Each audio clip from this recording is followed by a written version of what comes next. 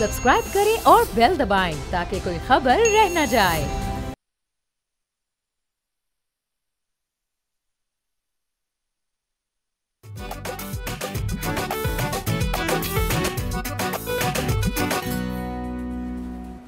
अस्सलाम वालेकुम, बोलो जनाब में बहुत बहुत खुश आमदीद। मैं हूँ असद निज़ामी, मेरे साथ हैं अली आफ्ताब। सर क्या हाल है? सर आज फिर सारा दिन चोर पुलिस खेला। व्हाट्सएप पर डाटा डाउनलोड नहीं हो रहा था, ना अपलोड हो रहा था। फिर एक वीपीएन बंद किया, दूसरा चलाया, दूसरा बंद किया, तीसरा चलाया। इवेंचुअली वही मसला था कि सरकार ने आज फिर डाटा पैकेट्स बंद किए हुए थे व्हाट्सएप के, लेकिन खैर 2-3 वीपीएन ट्राई करने के बाद हो गया। सर ये डेटा पैकेट्स होते हैं, सर इनका कुछ जुगाड़ नहीं हो सकता कि हम खुद ही इनको ले लें? पैकेट ही है ना सर, इनका हम कुछ नहीं कर सकते। सर वो बस ऐसे ही है कि एक मेरा आज दोस्त बहुत दुखी हो गया क्योंकि जब उसका वीपीएन नहीं चल रहा था, उसने उसकी पेड सब्सक्रिप्शन ली थी। तो मैंने उसको समझाया कि इसमें दुखी होने वाली बात नहीं है, अभी वो 2-4 दिन में ओवरकम कर लेंगे इसको, तो वो दोबारा चालू हो जाएगा, उतनी देर कोई और इस्तेमाल कर लो। सो ये तो अब चलते ही रहना सर, ये पार्ट ऑफ लाइफ है, इस पर अब घबराना ही नहीं है। यानी कि आप कह रहे हैं सर लोड शेडिंग और स्मॉग और डेंगू के साथ अब लॉस ऑफ डेटा भी एक आम जिंदगी का हिस्सा बन रहा है। बिल्कुल सर, और देखें कि बिल्कुल जिस तरह एडिक्ट्स होते हैं ना, तो उनको जिस तरह बेचैनी होती है कि अगर किसी का पैकेट गुम हो जाए, तो उसी तरह ये डाटा पैकेट नहीं डाउनलोड या अपलोड होता ना, तो हम भी सर हम डिजिटल एडिक्ट्स हैं। डिजिटल एडिक्ट्स हैं सर। देखें लफ्ज़ कितना उन्होंने अच्छा इस्तेमाल किया कि एडिक्शन के अंदर किसी न किसी का पैकेट इन्वॉल्व है। और वो थैला भी हो सकता है, वो डब्बा भी हो सकता है, बट सब जो है वो अकासी तो एक पैकेट की कार है। सर बहुत बड़ी बात करते हैं आप। अच्छा सर आगे चलते हैं। सर आज लाहौर में रौनकें लगी हुई थी सर। इस वक्त तक जब हम रिकॉर्ड कर रहे हैं, क्योंकि आज हम ये शो जो है लाइव नहीं रिकॉर्ड कर रहे हैं, तो हमारे पास जो जलसे की खबरें हैं वो हम ऑडियंस से शेयर करना चाहते हैं। वो आपको पता है हमारी एक एंग्जाइटी भी है और एक सीखे हैं हम कि जब जलसे हो रहे हों और इस नौयत के जलसे हो रहे हों तो कभी भी मसले मसाइल पैदा हो सकते हैं और स्टूडियो ना पहुंचा जाए। तो हमने कहा शो किसी का ना मिस हो, तो हमने बिल्कुल थोड़ी देर पहले ही शो टाइम से इसको रिकॉर्ड कर लिया था। तो अब तक की सर अपडेट जो है मैं ऑडियंस को आगाह कर देता हूँ। सर जलसे की अंदर कोई आप ये समझिए कि रुकावट उस तरह से जो इस्लामाबाद में थी वो नहीं थी। ये रिंग रोड के ऊपर काने के पास एक इलाके के अंदर वहाँ पे हो रहा था जलसा, और इसका टाइम था 12 to 6। अब आपको याद होगा कि पिछले जलसे में 7 बजे तक टाइम था, और 7 बजे के बाद जब पुलिस वालों ने कहा कि आप खाली करें जलसा का, तो वहाँ पे फिर पथराव हुआ और टीयर गैसिंग हुई, अरेस्ट्स हुए और माफियाँ भी हुई। तो उस सारे को मद्देनज़र रखते हुए लाहौर के अंदर जो तमाम जो जलसे पे गए हुए थे लोग, वो इस चीज़ के भी कॉशियस थे इस मामले में।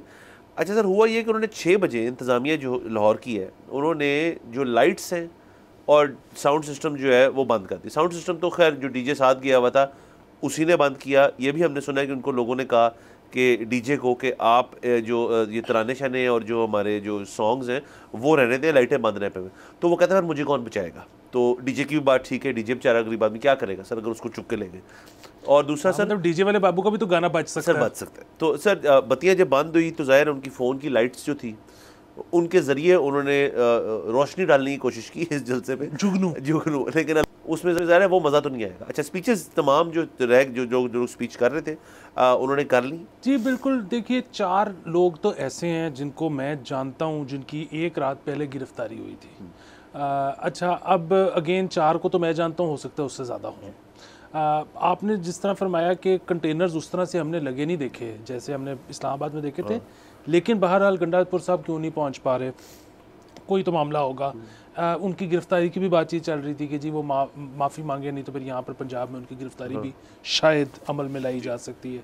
सो इस तरह के मामलात हैं। देखें ये अगेन अभी आप देखेंगे कि PMLN विक्ट्री लैप लेगी कि जी हमने जलसा कामयाब नहीं था, नाकाम था। उसके बाद PTI विक्ट्री लैप लेगी कि जी देखें इतनी एडवर्सरी में भी हमने जलसा करके दिखा दिया और बड़ा कामयाब जलसा था। अच्छा मेरा ये ख्याल है कि अवाम जो है ना वो इस नतीजे पहुँचेंगे कि यार ये दोनों ही अजीब से हैं, मतलब कि क्या कर रहे हैं। अगर खुल के करने दिया जाए तो फिर ये है कि अगेन कोई एक विक्ट्री लैप लेगा ना तो वो दूसरा जो है उसके बाद उसको वन अप करने के लिए कुछ और कर सकता है। अब ये जो दोनों विक्ट्री लैप लेंगे ना तो बेसिकली दोनों आपको सीरियस लोग नहीं लगेंगे। सो मेरा ये ख्याल है कि हुकूमत को ख़ास तौर पर ऐसे देखिए, अब हालात जो मुआशी हालात हैं, मेरे और आप जैसे बंदे का गुजारा नहीं है एक नौकरी करके, हम 2-2 3-3 करते हैं। हाँ जी। एक आम आदमी जो है वो आपके ख्याल में सारा दिन निकाल के एक जलसे पे खड़ा हो सकता है? सवाल ही नहीं पैदा होता इस वक्त। मतलब फिर वही बात है, ये जलसा था या जलसी था या ये जितना भी नाकाम था, ये शायद पीटीआई की हिम्मत थी कि जलसा कर गए। इस वक्त कोई और पार्टी तो शायद जलसा कर भी नहीं सकती, क्योंकि अगेन मसला फिर वो ये पॉपुलैरिटी और अनपॉपुलर होना नहीं है। मुआशी हालात देखें ना, मतलब आपका जलसे के लिए दिन निकालने का मतलब ये है कि आपने अपनी दिहाड़ी बांधी, आपने उस दिन कमाया कुछ नहीं, घर कुछ नहीं लेके गए। सो ये बड़ी बेसिक सी चीज़ें हैं। मेरे ख्याल में आवाम को जो है ना अब नज़र सब कुछ आ रहा है। अब ये नहीं है कि जी वो सरकार ने एक नैरेटिव बनाया था वही अब आवाम उसी पे रहेंगे, ऐसे नहीं है। ये पब्लिक है, ये सब जानती है। सर आप इस तरह से देखें कि विक्ट्री लैब से शुरू है, अताउल्लाह तारड़ साहब ने भी प्रेस कॉन्फ्रेंस की, अज़मा बुखारी साहिबा ने भी प्रेस कॉन्फ्रेंस की, और उन दोनों का तो मौक़िफ़ था ही ये कि देखें जी हमने कोई रुकावटें भी नहीं लगाई, उसके बावजूद ये नाकाम था।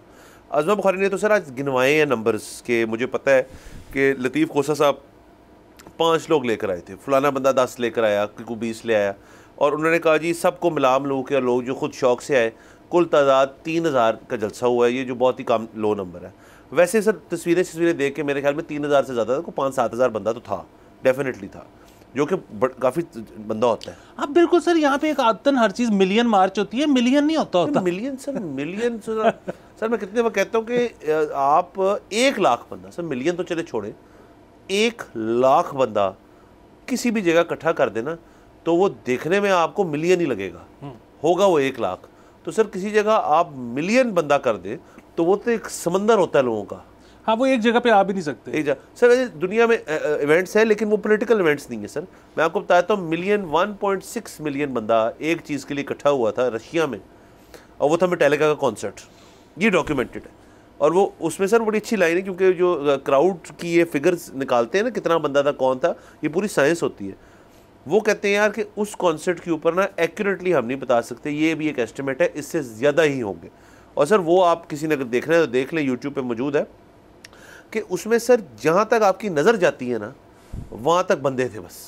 तो ये होते हैं बड़ी इवेंट्स होते हैं, जलसे भी हुए होंगे किसी वक्त में दुनिया में, मतलब बड़े हो, लेकिन sir million is lot of people. यहाँ पर तो वो चाइना से इंस्पिरेशन लेते हैं ना, वहाँ पे जो मिलियन मार्च हुआ था, हाँ। तो उसकी वजह से इनको हर दफ़ा लगता है कि मिलियन, हाँ हो नहीं सकता, हाँ। मिलियन या बिलियन। अच्छा तो सर बहरहाल आप जरा इसको दूसरे, यहाँ पे सॉरी आपकी बात काट रहा हूँ, लेकिन पाकिस्तान में एक ये भी मिलियन बिलियन का तो सबको पता है, लेकिन आज तक ये भी फैसला नहीं हो सका कि अरब में कितने जीरो होते हैं और खरब में कितने जीरो।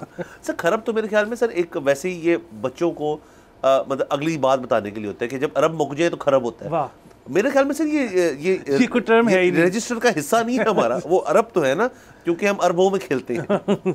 तो अच्छा सर, तो सर बाकी जलसे का ये सारी फिल वक्त अपडेट है, विच इज़ ग्रेट।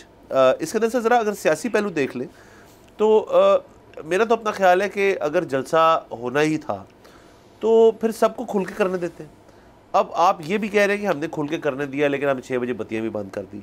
अब आप लोगों को कह रहे हैं अपने अपने घर जाओ, डिस्पर्स करो यहाँ से, व्हाट्सएप भी नहीं चला, व्हाट्सएप भी नहीं चला बिला वजह। तो ये कब तक मतलब वही चलता रहेगा मामला कि आप या तो ना करने दें, मुकम्मल तौर पे बंदिश कर दें, या करने दें।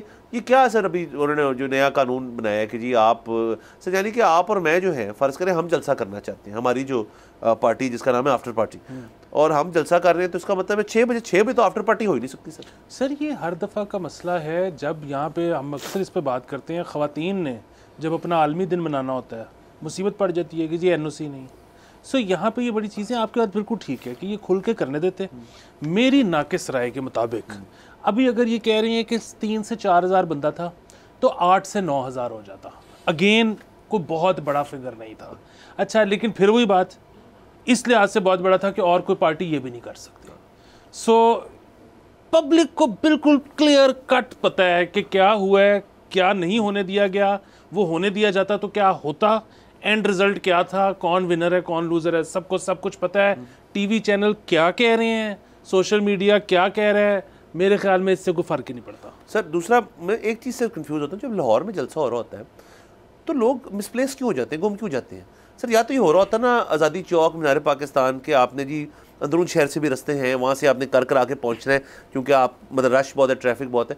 ये तो रिंग रोड पे है, तो रिंग रोड पे तो ट्रैफिक तो फंस ही नहीं सकती। तो अली मीन साहब अभी तक जब हम बात करें नहीं पहुँचे, अब अगर पहुँचे ही ना तो ये एक अलग बहस है जिसको हम कल डिस्कस करने दें।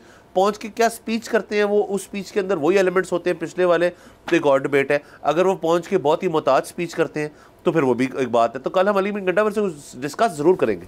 जी बिल्कुल। बाकी सर वो तो बड़ी ऑब्वियस सी चीज़ है ना, लाहौर में आके अगर कोई बाई स्टैंडर्ड से राह चलते से एड्रेस पूछ ले तो वो तो घूमेगा ही। अभी आज के दिन मेरे साथ ये हो चुका है, मैंने किसी जगह जाना था और मैं उस शख्स को 3-4 दफ़ा कहा कि मैं इस जगह पे खड़ा हूँ, उसने कहा उधर से इधर आ जाए।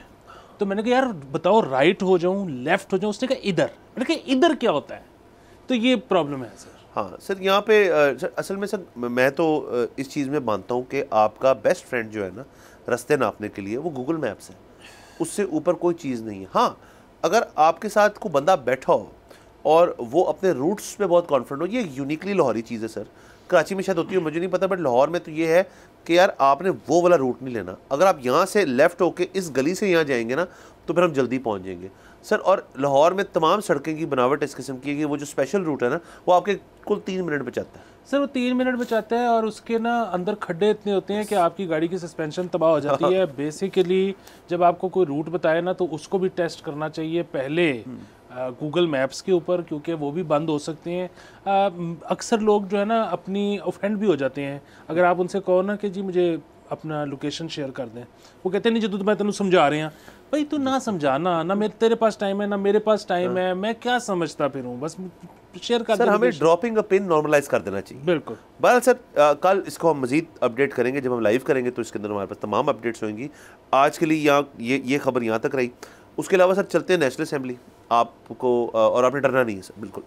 तो सर नेशनल असेंबली में पहले तो सर जब ये नेशनल असेंबली के अंदर से कुछ लोगों को अरेस्ट किया गया और अब तक उनका मामला सारे चल रहे हैं, तो तब एयाज सादिक साहब ने अगले दिन आते ही उसकी भरपूर मजम्मत की थी कि ये गलत हुआ है, ये नहीं होना चाहिए। तमाम पार्लियामान जो थी मुश्तरका थे इस चीज़ के ऊपर के, क्योंकि उनको ये पता है कि इसका मतलब अगर ये जाका खुल गया तो कल को कोई भी सेफ़ नहीं है। तो इसके ऊपर उन्होंने पीटीआई वालों को कहा था कि हम आपके साथ हैं। लोगों को भी सस्पेंड किया गया, इन्वेस्टिगेशन हुई, प्रोटेक्शन ऑर्डर्स जारी हुए असेंबली के अंदर और स्पीचेस की। तो तब तक तो ये ज़रा प्यार मोहब्बत का सिलसिला चल रहा था। अच्छा, कल के दिन जो हुआ है मामलात वो भी नेशनल असेंबली के अंदर ही हुए हैं और एयाज सादिक साहब के ज़ेर निगरानी तमाम चीज़ें हुई हैं कि नेशनल असेंबली की अगर आप वेबसाइट आज जाके भी खोल लेंगे ना तो सर उनके ऊपर जो कॉम्पोजिशन ऑफ द हाउस है उसमें अगर अपोजिशन वाला हिस्सा आप देखेंगे तो जो 80 सीट्स जो हैं जो पीटीआई को मतलब जिनके अंदर कोई इख्तलाफ नहीं है, वो कहते हैं ये एसआईसी की सीट्स हैं, ये पीटीआई की सीट्स हैं ही नहीं। और सर अब फिर हम बैक टू स्क्वायर वन चलेंगे। नेशनल असेंबली ने सर सुप्रीम कोर्ट की भी ऑर्डर की खिलाफ वर्जी की है और ना सिर्फ ये बल्कि इलेक्शन कमीशन की भी की है ये बात करके, क्योंकि इलेक्शन कमीशन तो मेरे ख्याल में 40+ सीट्स को तस्लीम करते हैं कि ये इंडिपेंडेंट कैंडिडेट्स हैं बैक्ड बाय पीटीआई। अच्छा, यहाँ पे वो उनकी तादाद सिर्फ नेशनल असेंबली ने 8 रखी हुई है, तो 88 टोटल सीट्स जो हैं जो बनती हैं और उसमें रिजर्व सीट्स का भी जो है वो चल रहा है सिस्टम। तो सर ये सीटों शूटों का मामला अब देखिए फरवरी के बाद से लेके अब तक, चलिए फरवरी के अंदर मार्च में चला जाता हूँ, मार्च से लेके हम अब अक्टूबर में हैं, अभी हमारा नेशनल असेंबली की जो कॉम्पोजिशन है उसके ऊपर इत्तेफाक राय ही नहीं है। हमारी ऑपोजिशन की मेन पार्टी है कि हमें पता ही नहीं है। सर ये जमहूरियत हो रही है, ये हम जमहूरी निज़ाम खेल रहे हैं, ये मेरी समझ से बाहर है। जी सर, इसमें जो सबसे इम्पोर्टेंट बात है ना वो ये है कि सुप्रीम कोर्ट के जो फैसले होते हैं ना पाकिस्तान में, उनकी इम्प्लीमेंटेशन जो है वो एक चैलेंज रही है हमेशा से ही। मतलब ये तो आप बहुत बड़ा केस डिस्कस कर रहे हैं, मैं आपको बड़े छोटे छोटे केस गिनवा सकता हूँ। मसलन प्राइवेट स्कूल की फ़ीसों का केस आपको याद होगा, कितना छोटा सा केस था, उसमें सुप्रीम कोर्ट का फैसला आया और फैसला आने के बाद दो पेरेंट्स सुप्रीम कोर्ट गए एक नई पिटिशन लेके कि आपके फैसले पे अमल दरामद नहीं हो रहा। तो ये एक बड़ी रेगुलर सी चीज़ है, यहाँ पे वो प्रॉब्लम नहीं है। जो इसमें इंटरेस्टिंग बात है ना वो इंटरेस्टिंग बात ये है कि इस वक्त जो आपकी पार्टियां हैं ना, रूलिंग पार्टीज़, जिसमें पीपल्स पार्टी शामिल है, जिसमें नून लीग शामिल है, दीगर शामिल है, ये एक बहुत प्राइड लेती थी एक बात की आज से कुछ दिन पहले तक, और वो ये कहती थी कि यार देखें हमारे साथ तारीख़ी तौर पे कितनी ज़्यादती हुई है और इसमें कोई शक नहीं हुई है, लेकिन हमने ना हमेशा सर तस्लीम खम किया। और आप देखें कि बानी पीटीआई के जब गिरफ्तारी के ऑर्डर्स आए तो पीपल्स पार्टी के कितने लोगों को शहीद किया गया, कितने लोगों को गिरफ्तार किया गया। नून हद तो ये कि नून लीग की भी गिरफ्तार होना शुरू हो गए हैं, अब तो बात यहाँ तक आ गई है फाइनली। तो सर तस्लीम खाम होता है कि जब एक दफ़ा अदालत ने कह दिया, एक दफ़ा वारंट गिरफ्तारी निकल गए, तो बस फिर हम ये जो बानी पीटीआई ने लाहौर में पेट्रोल बम चलवा दिए गिरफ्तारी से बचने के लिए, तो ये तो एक नई उन्होंने मिसाल डाल दी। और ये तो अब एक ऐसी पॉलिटिकल पार्टी है जो सीधा चैलेंज करती है ये सुप्रीम कोर्ट के कोर्ट्स के फैसलों को। हाँ, तो अब ये देखें कि इस हुकूमत ने भी कोर्ट का जो फैसला था उसको उन्होंने कहा है कि जी हमने नहीं करना है इम्प्लीमेंट, जाओ जो करना है कर लो। सो अगेन कोर्ट के लिए कोई नई बात नहीं है, लेकिन ये जो पार्टियां एक चीज़ पे प्राइड लेती थी आइंदा से नहीं ले सकेंगी। तो अब बेसिकली सिर्फ फ्री फॉर ऑल है। हमने इस पे 2 दिन पहले बड़ी तफसीली गुफ्तगू की थी इसी शो पर, और वो यही थी कि जब हुकूमत ये कहेगी ना कि हम नहीं करेंगे तो अदालत कर कुछ नहीं सकती सिवाय इसके कि अदालत कहे कि अच्छा अब और कौन कौन से ऐसा केस हैं जिस पे आपको पहले नहीं बुलाया जाता था, रियासती एहलकारों को नहीं बुलाया जाता था, हम फिर बुला लेते हैं। अगेन फिर वो आगे से कहें कि हम तो नहीं जाना चाहते। अच्छा फिर अगेन यहाँ से आ जाए कि जी अच्छा फिर आप सस्पेंडेड हैं, फिर वो कहें कि जी नहीं हम तो ऑन ड्यूटी हैं। सो बड़ा ये एक ना कॉम्प्लेक्स एक मामला बन जाएगा कि अच्छा ये इस वक्त जो ऑन ड्यूटी अफसर है क्या ये ऑन ड्यूटी है भी नहीं है, इसकी कानूनी हैसियत क्या है, उसका मामला क्या बनेगा फ्यूचर में जाके, ये सारे मसाइल पड़ जाएंगे, एक बहुत खिचड़ी बनेगी। लेकिन बहरहाल इम्प्लीमेंटेशन गन पॉइंट पे कोर्ट नहीं करा सकती। बिल्कुल सर यही बात है। इसी बात को आगे लेके चलते हैं ब्रेक के बाद। Let's take a break.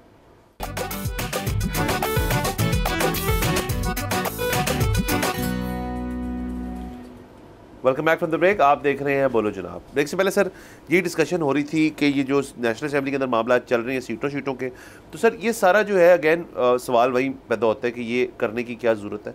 बाकी सर आपने सुप्रीम कोर्ट का जिक्र किया कि इम्प्लीमेंटेशन का इशू होता है, तो सुप्रीम कोर्ट की एक हमेशा से एक सेल्फ रेगुलेटरी पॉलिसी भी रही है जो आपको पता है अभी एक तरमीम के ज़रिए चेंज करने का प्लान बन रहा है कि तैनाती और जो एक मुद्दत मुलाजमत है उसको आप आगे कर लें। तो वो तो अभी तक मामला फंसा हुआ है क्योंकि नंबर जी गवर्नमेंट का पूरे नहीं है, बल्कि मौलाना फजलुर रहमान ने तो तकरीबन ये कह ही दिया कि नॉट मेरा मूड अभी नहीं कर रहा। तो आगे देखते हैं क्या उन्होंने कहा ये वाला ड्राफ्ट नहीं, एक नया ड्राफ्ट तरतीब हो रहा है। तो बने अच्छा सर उसके साथ ये जो प्रैक्टिस एंड प्रोसीजर वाला सारा मसला हुआ है, अब तो आपको याद होगा कि सुओ मोटो जो है जब लेना होता है सुप्रीम कोर्ट के अंदर, तो वो एक ज़माने में एक्सक्यूज़ मी चीफ जस्टिस का मैंडेट होता था। आप साकिब निसार साहब देख लें, उन्होंने तो एक रिकॉर्ड कायम किया था कि मेरे ख्याल में वंस अ वीक वो करते होते थे सुओ मोटो। बंदियाल साहब ने भी लिए सुओ मोटोज़। काजी ईसा के दौर में ये थोड़ा चेंज आया कि आपको मशावरत से करना है।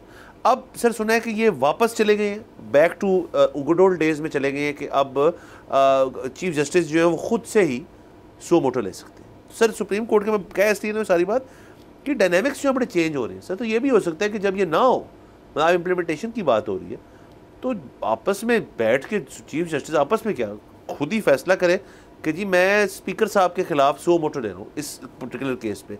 इलेक्शन कमीशन भी उसके अंदर है, नेशनल असेंबली भी उसके अंदर है, हुकूमत वक्त भी है, सारे आ जाओ जिसके ऊपर सुओ मोटो हियरिंग शुरू हो जाएगी। तो एक नई बात शुरू, इस तरह से चीज़ें तो हैं सुप्रीम कोर्ट के पास। जी चीज़ें हैं, लेकिन अगेन फिर वही बात है, यहाँ पे सुओ मोटो शुरू होगा, वो वहाँ पे एक पार्लिमानी इजलास शुरू हो जाएगा और डिबेट फिर ये होगी कि सुप्रीम कोर्ट ऊपर है कि पार्लियामेंट ऊपर है। फिर अगर वो डिबेट शुरू होगी कि जी वो सुप्रीम कोर्ट और पार्लियामेंट दोनों से जो है आइन ऊपर है, तो फिर वही बात है कि आइन तरतीब किसने दी है, वो उसकी तशरीह तो सुप्रीम कोर्ट कर सकती है लेकिन उसको बनाने वाले तो पार्लियामेंटेरियंस हैं। तो वो करते करते सर बेसिकली रौनक हर जगह लगी रहेगी। और अगेन मैं आपको बताऊँ लोगों को इसमें, मतलब मैं कुछ तज्जियाकारों को देखता हूँ, पता नहीं एक्टिंग करते हैं या वाकई वो ऐसे महसूस करते हैं कि ओहो बड़ा मसला हो रहा है, मुल्क को संभालो और तमाम स्टेक होल्डर्स मिल के बैठे संजीदा हों, ये तो बड़ा मसला हो जाएगा। सर मैं आपको बताऊं, मैं तो पब्लिक का रिप्रेजेंटेटिव हूँ, मैं पब्लिक को देखता हूँ, उनको तो इस चीज़ से बिल्कुल कोई फ़र्क ही नहीं पड़ता। इनफैक्ट वो इसको एंजॉय कर रहे हैं क्योंकि उनका सादा सा है कि यार देखिए हमें तो पता नहीं है, कोई सिक्योरिटी नहीं है हमारी, हमारी कोई जॉब सिक्योरिटी नहीं है, ना कोई जान माल की सिक्योरिटी है, और हम जो टैक्स देते हैं उसकी बदले में हमें सर्विसेज नहीं मिलती, तो हमें तो ज़िंदगी में मज़ा ही नहीं आ रहा। ठीक है, ये एलीट हैं जो कि मज़े ले रहे हैं ज़िंदगी के, जो हम पे हुक्मरानी कर रहे हैं। अब अगर इनकी आपस में लड़ाई हो रही है तो हमारे लिए तो it is very good TV with popcorn. तो अवाम को तो इससे बिल्कुल मतलब ना उनकी हमदर्दी सुप्रीम कोर्ट के साथ है ना पार्लियामान के साथ है, वो तो बेसिकली पॉपकॉर्न के साथ टीवी देख रहे हैं। सर बिल्कुल। और सर मैं इसमें क्लैरिफाई करता जाऊँ, जो पहले मैं कह रहा था ये प्रैक्टिस एंड प्रोसीजर वाली चीज़, ये असल में इसको उन्होंने टेक्निकली इसको चेंज किया, तरमीम के जो लाए ये कि अब तीन ही होंगे, लेकिन एक चीफ जस्टिस खुद, एक मुसल्ली शाह साहब है और एक जस्टिस अमीनुद्दीन है। तो जो तीसरे होंगे वो चीफ जस्टिस सेलेक्ट करेगा। तो इफेक्टिवली आपके अपने दो खुद आपकी एक मर्जी का बंदा आ जाएगा इसके अंदर। इस तरह से इन्होंने इस चीज़ को सर्कमवेंट किया है। तो इफेक्टिवली तो बात तो वही है कि आप सुमो मोटो शायद लेना थोड़ा आसान हो गया। तो बहरहाल देखते हैं सर आगे इस पर क्या होता है। सर अब हमें जाना पड़ेगा सर FBR। वाह। और FBR किसी को भी नहीं जाना पड़े, अल्लाह करे, लेकिन उनके नोटिस आते हैं तो कभी कभार आपको जाना भी पड़ जाता है, कोई मसले वाली बात इस बात उन्होंने एक ईमेल मेरे ख्याल में सबको ही कर दी है, बड़ी सख्त किस्म। हाँ सबको आई, मतलब जो बेचारा बैठा अपना फाइल भी कर रहा था उसको भी ईमेल आई है हाँ। कि आप करें डेट से पहले करें। तो सर कुछ दिन रह गए, इस दफ़ा सुना है एक्सटेंशन भी जो है वो उस तरह से नहीं मिलेगी आपको, और आपने 30 तारीख तक अगर नहीं कराया हुआ तो प्लीज़ आप कर लें। हाँ जी बिल्कुल, वो लेट फाइलर कैटेगरी इन्होंने ख़त्म कर दी है, लेकिन फिर वही बात है कि डार साहब हैं, कुछ ना कुछ तो होगा। मतलब सिस्टम शायद कोलैप्स कर जाए एक दिन पहले तो फिर 15 दिन की एक्सटेंशन आ जाए, या आई डोंट नो क्या होगा, पर कुछ तो होगा। सर ये शहबाज शरीफ साहब एक मीटिंग शेयर कर रहे थे FBR के साथ, और उसके अंदर सर बेसिकली 34 अरब रुपए की एक अपग्रेडेशन ऑफ FBR जो है उसका एक, उसमें काफ़ी चीज़ें, ये बिल्डिंग शिल्डिंग की अपग्रेडेशन नहीं, मतलब सर उनको रखेंगे वहीं।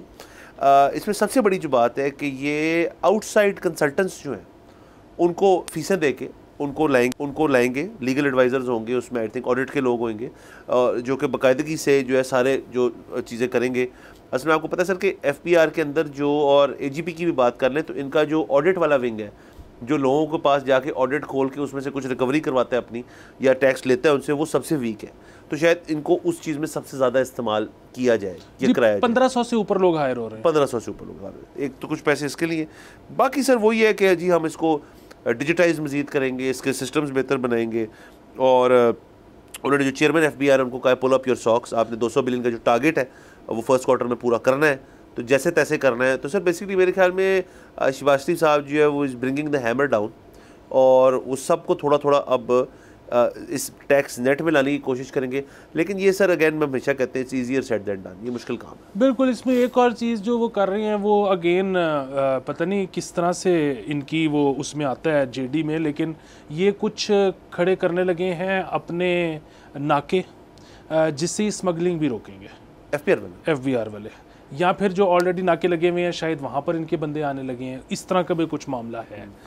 बाकी ये जो 1500 मज़ीद कंसल्टेंट आ रहा है, ये देखिए जिस तरह से आपने कहा ना ऑडिट वीक है, पाकिस्तान के पास एक अंदाजे के मुताबिक जो लोग अपना टैक्स फाइल करते हैं उनके खोल कर देखने का कि किसने ठीक फाइलिंग की है, किसने गलत की है, किसने कुछ छुपाया है, किसने कुछ एक्स्ट्रा दिखा दिया है, वो तकरीबन 6 से 8% है।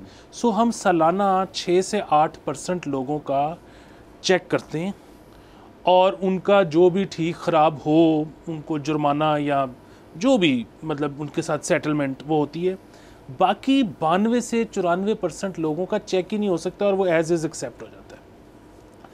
इसको बेहतर करने की कोशिश की जा रही है, लेकिन सवाल ना फिर वही है, वो ये है कि मतलब मैं ज़ाहिर इल्ज़ाम नहीं लगा रहा, यकीनन जिन 1500 लोगों को हायर किया जाएगा वो बड़े ईमानदार होंगे, लेकिन ना यहाँ पर लोग सेटलमेंट की तरफ जाते हैं और वो कहते हैं वो बंदे के साथ मुकना पसंद करते हैं बजाय कि इदारे के साथ मुकने के, और वो यहाँ पर ना लोग लड़ाई की हद तक चले जाते हैं।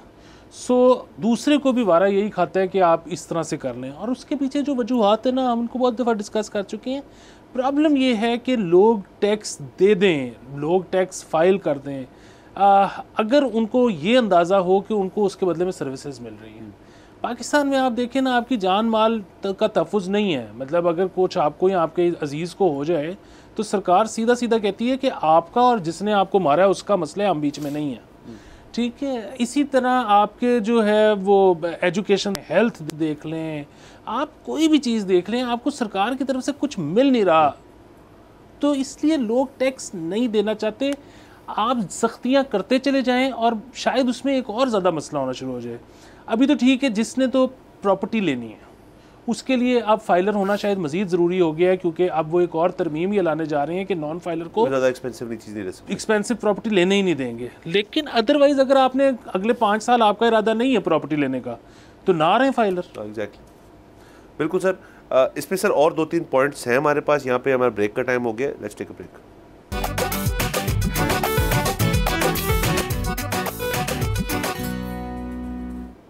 Welcome back from the break. आप देख रहे हैं बुजुर्ग। सर, तो ब्रेक से पहले जो सर सारी टैक्सेशन की बात हो रही थी और FBR की रीवैम्पिंग की बात, उसमें सर एक और जो एंगल है वो ये भी हो सकता है कि जो शख्स नॉन फाइलर फर्ज कर रहना चाहता है, जैसे आपने कहा कि उसका कोई प्रॉपर्टी लेने का मूड नहीं है, उसे टैक्स नेट में नहीं आना।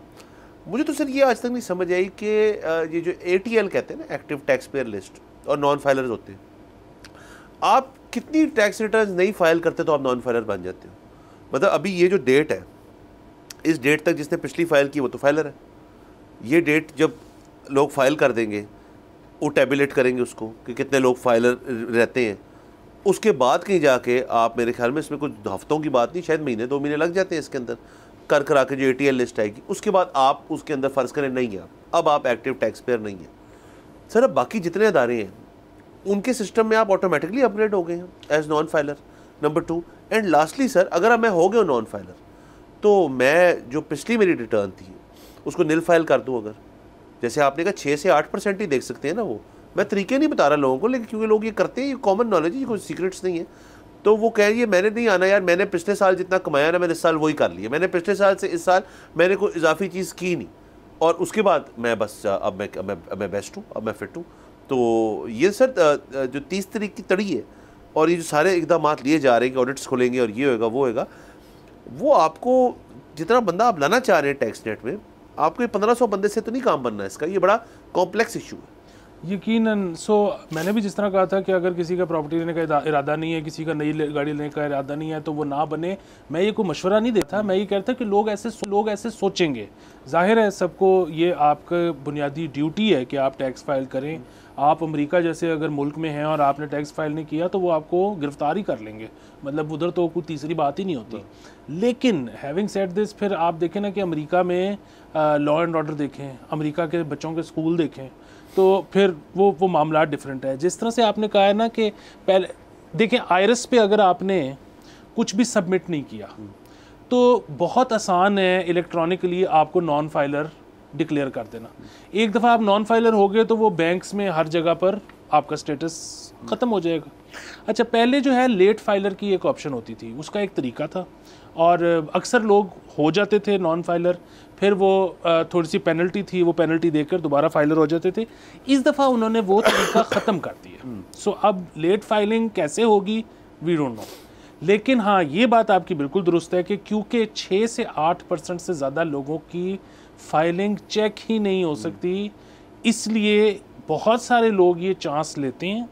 और क्योंकि किस्मत होती है कि वो 177/1 में आपका आ गया है, बेसिकली वो तो बिल्कुल ही कुरा निकलता है ना कि किसका आप टैक्स चेक करना है। अदरवाइज़ कोई बहुत ही कोई ब्लेटेंट किस्म की कोई मामलात हुए हों तो उसका चेक हो जाता होगा।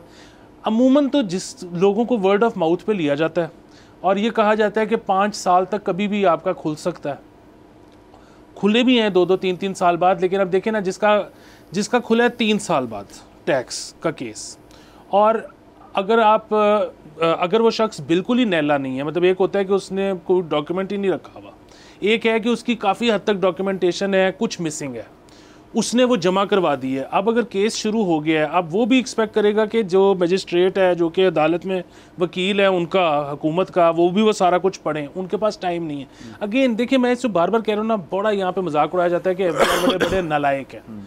देखिए, नलायकी हमने भी कभी कभी जोक की है, लेकिन वो कोई नलायकी वाला प्रॉब्लम नहीं है। प्रॉब्लम ये है कि उनके पास रिसोर्सेज नहीं है। तो जब रिसोर्सेज नहीं है वो बेसिकली कुछ आप पे थोड़ा सा प्रेशर डालते हैं कि आप खुद मान जाओ।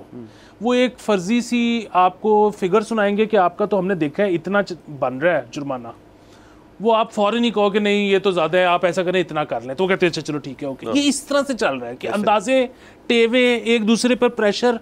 वो बैठ के 7,000 कॉपियाँ पढ़ना जो है ना, फोटो कॉपियाँ, वो टाइम नहीं है किसी के पास। सो अमूमन तो 8% से ज़्यादा लोगों का अकाउंट खुलता नहीं है, जिनका खुल भी जाए उनका भी पूरा चेक नहीं होता। सो इसलिए ये लोग अक्सर ये करते हैं कि जी ये फ़लानी चीज़ तो मुझे गिफ्ट मिल गई थी, ये जी फ़लानी चीज़ जो है ये तो मैंने इस साल कमाई ही नहीं। तो ये इस तरह चलता जा रहा है सर। अगेन इसके अंदर वही है कि मैन पावर ज़्यादा होगी, तो हम तो देखिए चाहते हैं, हम चाहते हैं कि आप 2 चीज़ें कर लें।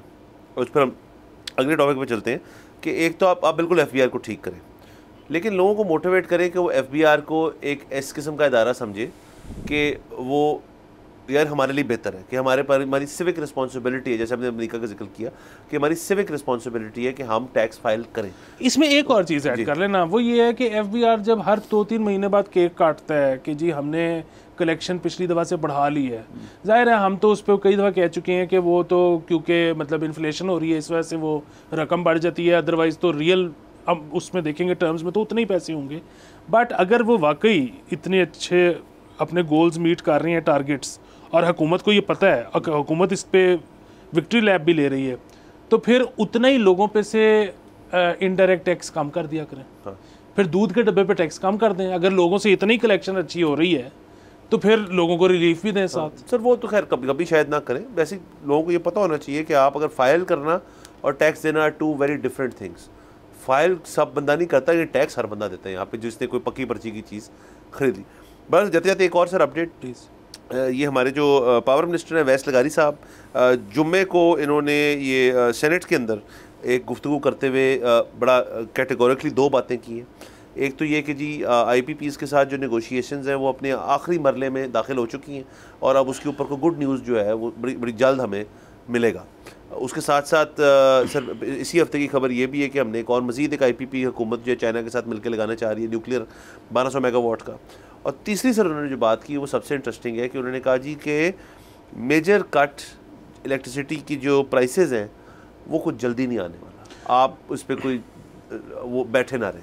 नहीं, मेरे से आप इस पर ब्रेकिंग न्यूज़ ले लें, और वो ये है कि इलेक्ट्रिसिटी की प्राइसेस बढ़ने लगी हैं। कम तो खैर क्या होनी है, वो बढ़ने लगी हैं। और वो आपको उस तरह से महसूस शायद ना हो। उसकी वजह ये है कि क्योंकि सर्दियाँ आ रही हैं तो आपका बिजली का इस्तेमाल कम हो जाएगा, AC चलने बंद हो जाएंगे, पंखे चलने बंद हो जाएंगे, तो इस वजह से आपका बिल गर्मियों की निस्बत कम आएगा।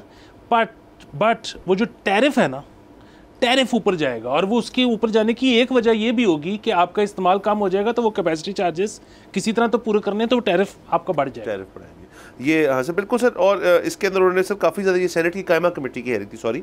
और सर बेसिकली मुझे एक बात नहीं समझ आ रही, पावर जनरेशन तो अब मसला नहीं है, बिजली तो मेगावाट्स जो है वो तो हमारे पास है, उनको एक जगह से दूसरी जगह पहुंचाना जो है वो अब मेरे ख्याल में एक ज़्यादा बड़ा एक हर्डल है, एक ज़्यादा बड़ा इशू है गवर्नमेंट के लिए।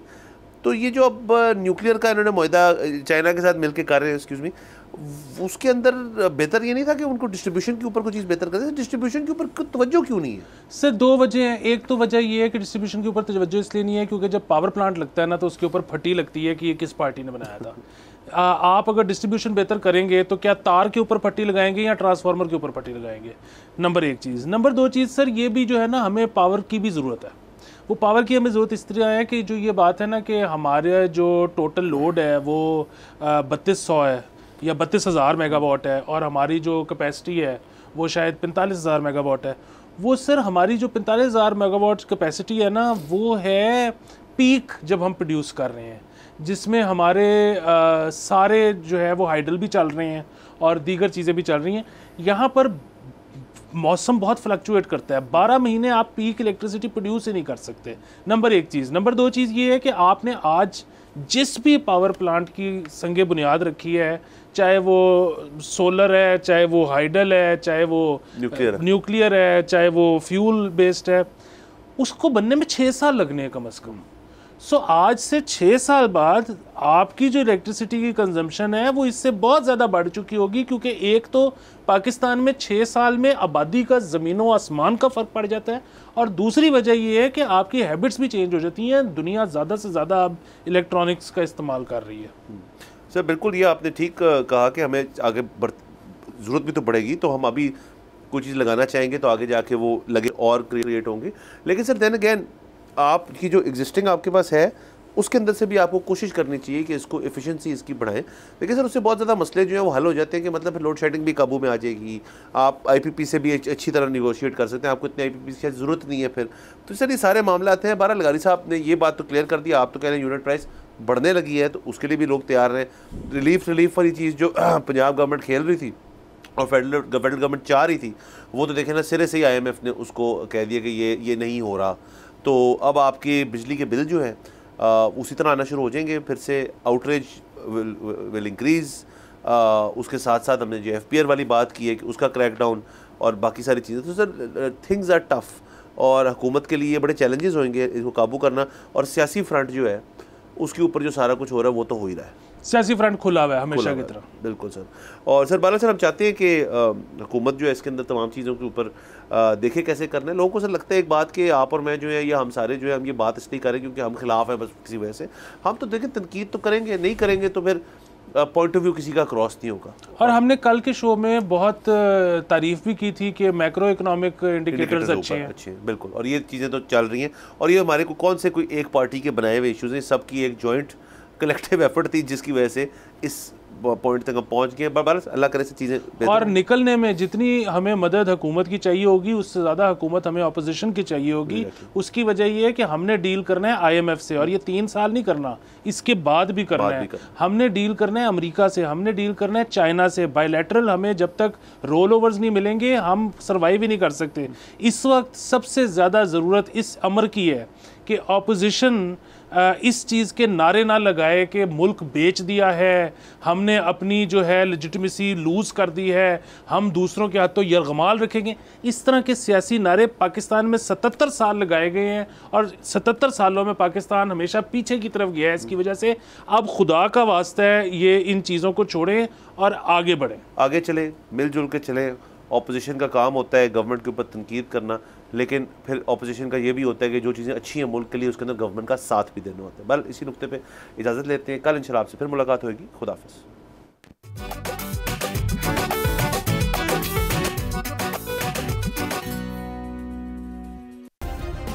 सब्सक्राइब करें और बेल दबाएं ताकि कोई खबर रह न जाए।